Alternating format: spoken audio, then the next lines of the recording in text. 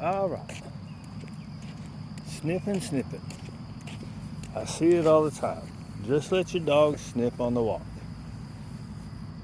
And I've seen people say there's no benefit to your dog walking next to you. Hi, buddy. Actually, when the dog is walking next to you, you're bonding. It's migration bonding. It's one of the easiest ways, right? Once you get your walking, where you're giving your dog the leadership it needs and you're working together, right?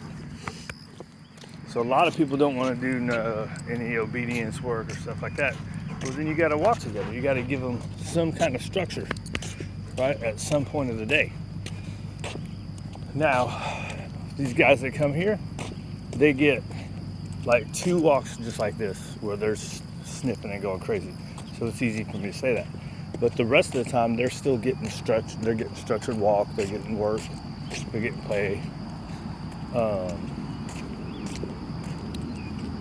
What else was I going to say? See, I always go off on tangents. Hey, get out of there. There's something back there. I don't know if it's food or what.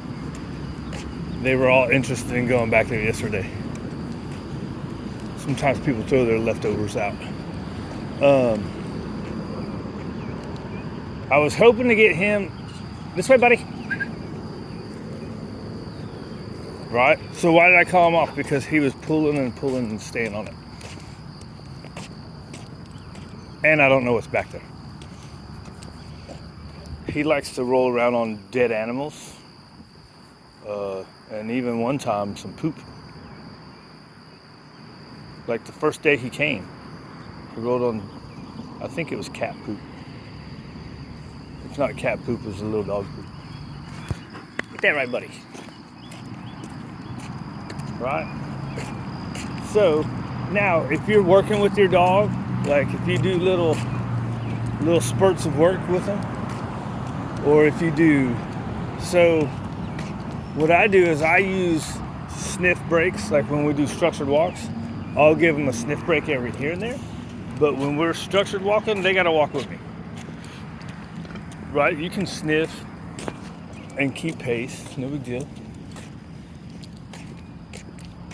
But these guys also get 2 of these walks that are about, what are you doing, dude?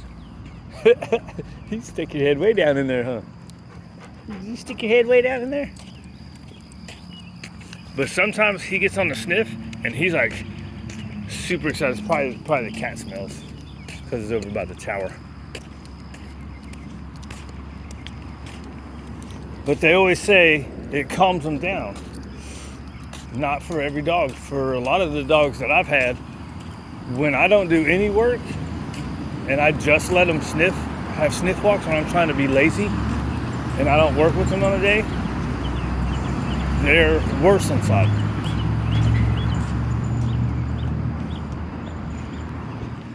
Right? Now Willie, he's gonna be fine. I can let him do nothing but sniff walks, which is basically what he does. Sniff and structured. I let him be free all the time. This guy, if all he had was sniff walks, it's not enough. Just like when they say 10 minutes of eating their food on a snuffle mat, or like this little towel thing that I saw the other day, which is cool, but it's like an hour of running. No, it's not. No, it's not. It helps with their brain, with their mental energy, and draining their brain. But I have yet to see it make that much of a difference. Now, it's good for them.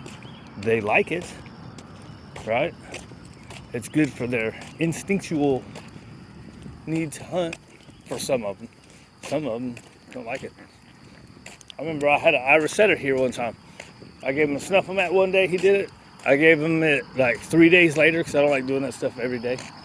I gave it to him like 3 days later. He just picked it up and threw all the food on the floor.